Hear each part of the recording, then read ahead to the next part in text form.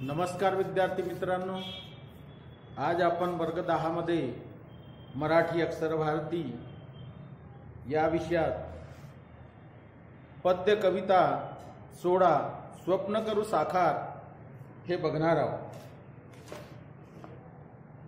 लेखक कवी किशोर पाठक यांनी कोणते स्वप्न साकार करायचे ध्येय निश्चित केलेले आहे, त्यांनी कोणाला आवाहन केलेले आहे, कशाबद्दल आवाहन केलेले आहे, हे संपूर्ण आपण त्या कवितेत बघणार आहोत। तत्पूर्वी मध्यवर्ती कल्पना जर आपल्या लक्षात आपण घेतली तर आपल्या सहज लक्षात येते की एक देशभक्तीपर कवितेत कवींनी देशाची कृषी संपन्नता तसेच श्रमप्रतिष्ठा आणि एकजुटीचे सामर्थ्य या मूल्याचे महत्त्व विशद करताना देशाची अस्मिता आणि प्रतिष्ठा राखण्याचे आवाहन त्यांनी या कवितेत केलेले आहे। तर बघूया ही कविता। या कवितेमध्ये काय सांगितलेले आहे? पाठक यांनी आपल्याला एकजुटीचे सामर्थ्य कसे विशद करायचे आहे हे सुद्धा त्यांनी सांगितलेले आहे। तत्पूर्वी कवी महोदयांचा परिचय लक्षात घेऊ। प्रसिद्ध कवी पालव, निरूपण, आभाळाचा अनुस्वार हे त्यांचे कविता संग्रह प्रसिद्ध झालेले आहेत। पाण्यातला दिवा हा ललित लेखन प्रसिद्ध आहे। रिंगण या लहान मुलांसाठी लिहिलेल्या काव्यसंग्रहास बाल साहित्य संमेलनाचा ग.ह. पाटील पुरस्कार प्राप्त झालेला आहे। देशाच्या उज्ज्वल भविष्याचे स्वप्न रेखाटले आहे। कृषी संस्कृती, श्रमप्रतिष्ठा, एकजुटीचे सामर्थ्य या मूल्यांच्या माध्यमातून ही कविता त्यांनी लिहिलेली आहे। बघूया तर मग कवितेमध्ये, आणि वाचल्यानंतर तिचा भावार्थ सुद्धा आपण लक्षात घेऊ। चला तर मग। या देशाच्या मातीवरती आमचा रे अधिकार, नव्या पिढीचे नव्या युगाचे स्वप्न करू साकार। फुला मुलांतून हसतो श्रावण, मातीचे हो मंगल तन्मन, चैतन्याचे फिरे सुदर्शन, शेतामधुनी पिकू मोती धन हे अपरंपार।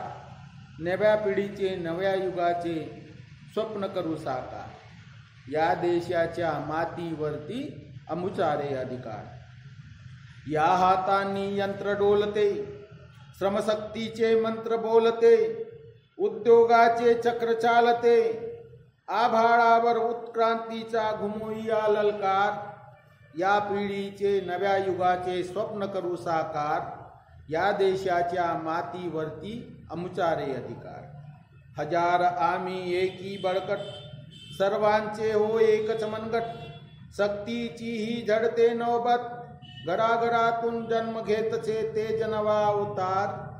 नव्या पिढीचे नव्या युगाचे स्वप्न करू साकार। या देशाच्या मातीवरती आमचा रे अधिकार। हजार या विश्वाची विभव संपदा, जपू वाढवी आमुला खदा, हस्त शुभंकर हवा एकदा, भविष्य उज्ज्वल या देशाचे करूया जय जयकार। नव्या पिढीचे नव्या युगाचे स्वप्न करू साकार।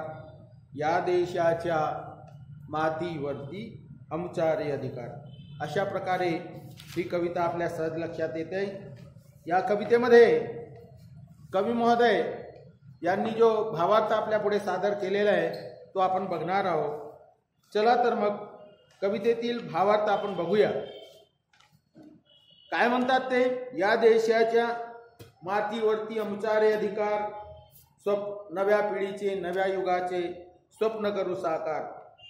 या देशाच्या मातीवरती आपण सर्वांचा अधिकार आहे, तसेच माझी मातृभूमी मला प्रिय आहे। ज्या मातीमध्ये मी जन्म घेतलेला आहे ती माती मला प्रिय आहेच, कारण मी नव्या युगाचा नव्या पिढीचा चालक आहे। आणि नवीन युगाचे आपल्याला काय करायचे? स्वप्न आपल्याला सगळे साकार करायचे आहे। पुढे ते म्हणतात, फुला मुलांतून हसतो श्रावण, मातीचे हो मंगल तन्मन, हिरवगार समृद्ध असा श्रावण, बालकांच्या मुखातून आणि फुलातून आपल्या सहज लक्षात येत आहे, मातीचे मन आणि तन, मातीचे हो मंगल तन मन, मातीचे तन आणि मन हे मंगलमय. आता मातीचे तन आणि मन हे मंगलमय कसे? तर पुढे चैतन्याचे फिरे सुदर्शन, ज्या हातांनी सुदर्शन फिरविले आहे, यंत्राच्या माध्यमातून भरभराटीस आलेले हे चैतन्यमय युग, त्यामध्ये सेतू मधुनी पिकू मोती धन है परंपार, त्या यंत्राच्या माध्यमातून आपल्या मातीमध्ये जे आपण कार्य करतो त्याच्या माध्यमातून अपार धनाच्या राशी आपण पिकवू. कारण आपल्याला नवी दिशा आणि नवी वाटचाल प्राप्त झालेली आहे, कारण आपल्याला यंत्रसामुग्री मिळालेली आहे, असं किशोर पाठक यांना सांगायचं आहे. या हाताने यंत्र डोलते, श्रमशक्तीचे मंत्र बोलते, उद्योगाचे चक्र चालते, आभाळावर उत्क्रांतीचा गुमिया ललकार. आपल्या कर्तृत्व हाताने यंत्र खुशी डोलायला लागतात. एकवटलेली कष्टाची शक्ती मनातली पवित्र मंत्र बोलते आहे, उद्योगाचे अविरत चक्र चालते आहे. या बदलांचा, या उत्क्रांतीचा जय जयकार आभाळापर्यंत आपल्याला फिरवायचा आहे. हजार आम्ही एकी बडकट, सर्वांचे हो एकच मन. आम्ही भारतीय हजार लाखोच्या संख्येने, हजारो लाखोच्या संख्येने जरी असलो तरी आम्ही एकजूट आहोत. भिन्न धर्माचे, भिन्न संप्रदायाचे, भिन्न पंथाचे, भिन्न बोली भाषाचे जरी आम्ही लोक असलो तरी आपण एक आहोत, कारण आपली भारत माता ही एक आहे. सर्वांची ताकद एकाच मनगटात, सर्वांचे हो एकच मनगट. शक्तीची ही झडते नौबत, या बलशाली एकजुटीची नौबत वाजायला लागली आहे. प्रत्येक घराघरातून जन्म घेत तसे तेज नवा अवतार. प्रत्येक घरात चिमुकलं बालक जन्माला येत आहे आणि ते छोटस बालक येणाऱ्या काळातील बदल करणारं पाऊल, भारताच्या अस्मितेला जागृत ठेवण्याचे कार्य करणार आहे.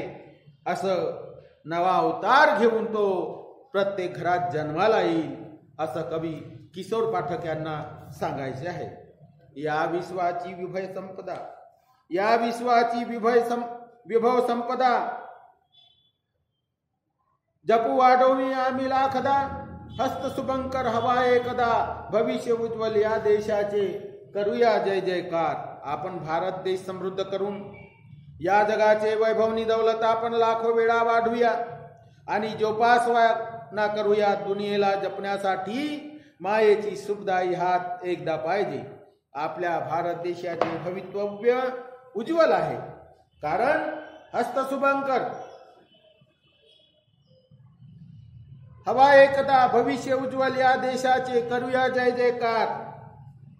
देशाचे भविष्य जरी उज्ज्वल असले त्याचा सार्थ जयघोष आपल्याला करावा लागणार आहे, कारण प्रत्येक घरातून एक छोटासा बालक जन्माला येणार आहे. तो या नव्या युगाचा, नव्या पिढीचा कर्णधार होणार आहे, कर्ता होणार आहे.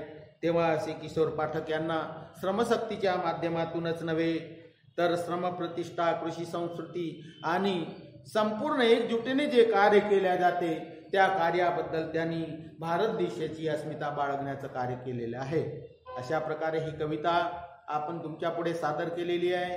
ते तुम्हाला नीट अभ्यासायची आहे, त्यातील कृती सोडवायची आहे आणि संपूर्ण कृती सोडवून तुम्हाला कंप्लीट करायची आहे. अशा प्रकारे हा 16वा जो पद्य विभाग होता, 16वा क्रमांक 16ची ही पद्य स्वप्न करू साकार किशोर पाठक जन्म 1955 हे तुम्हाला लक्षात घ्यायची आहे. या प्रकारे आज आपला इथं हा पिरियड समाप्त झालेला आहे. नमस्कार विद्यार्थी मित्रांनो, सहज लक्षात घ्या आणि पूर्ण तयारीला लागा. बोर्डाची परीक्षा पुढे येणारच आहे. आता फॉर्म भरण्याची सुद्धा तुम्हाला काय दिल्या जाईल, माहिती दिल्या जाईल आणि त्या प्रकारे आपल्याला पुढील तत्परता बाळगून कार्यास सिद्ध करायचे आहे. धन्यवाद.